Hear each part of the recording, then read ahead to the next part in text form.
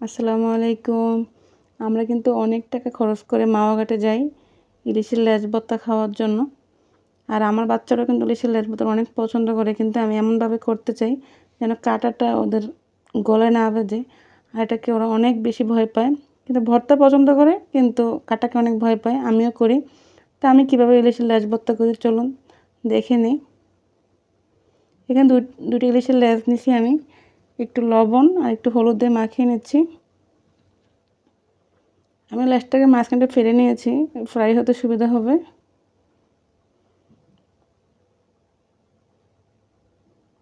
এটা হাতে মাখিয়ে নিলাম, মাখা হয়ে গেছে। চুলায় প্যান বসিয়ে দিলাম, দিয়ে দিলাম 2 টেবিল চামচ সরিষার তেল। এই তেলটা আমি ভর্তাতেও ইউজ করব। এখানে আমি কয়েকটা মরিচ ভেজে নিচ্ছি, শুকনো মরিচ। এটা ঝালটা যার যার উপর ডিপেন্ড করে। আমি যে পরিমাণ ইউজ করছি এটা আমার জন্য যথেষ্ট। আমি 6টা মরিচ এখানে ইউজ করছি। তো মরিচটা আমার ভাজা হয়ে গেছে, আমি উঠিয়ে নিলাম। এখন এই প্যানে আমি ইলিশ মাছটা ভেজে নেব, মানে লেজটা আর কি। একদম মৃদু আঁচে এটাকে ভাজবো যেন ভিতরে সিদ্ধ হয়।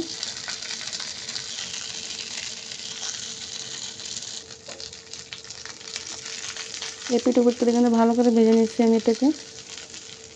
মশমশে টাইপের হয়ে গেছে এখন।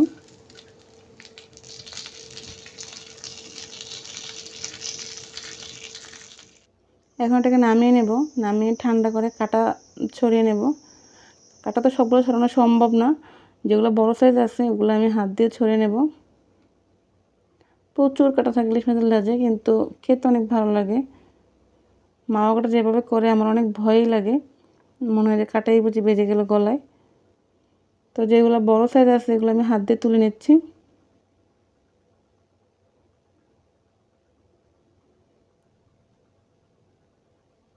যাদের কাছে পাটা আছে তারা পাটা একটু বেশি নিতে পারে না। আমার কাছে, আমি যেহেতু ব্লেন্ডার ইউজ করতেছি এখানে, বাস 10 সেকেন্ড আমি একটা ঘুরান দেবো যেন আমার কাটাগুলো একটু মিহি হয়ে যায়, কিন্তু মাছটা কিন্তু আর ভর্তা টাইপের যেন না হয়ে যায়, ওটাও ট্রাই করব।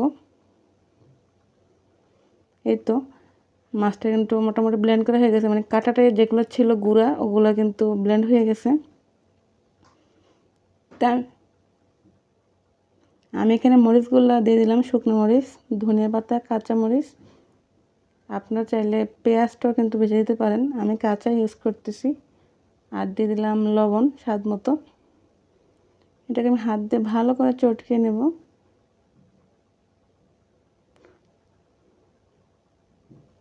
এই পর্যায়ে দিয়ে দেবো আমি যে ভেজে রাখা মাছ থেকে যে তেলটা ছিল ওই তেলটা আমি এখানে ইউজ করব।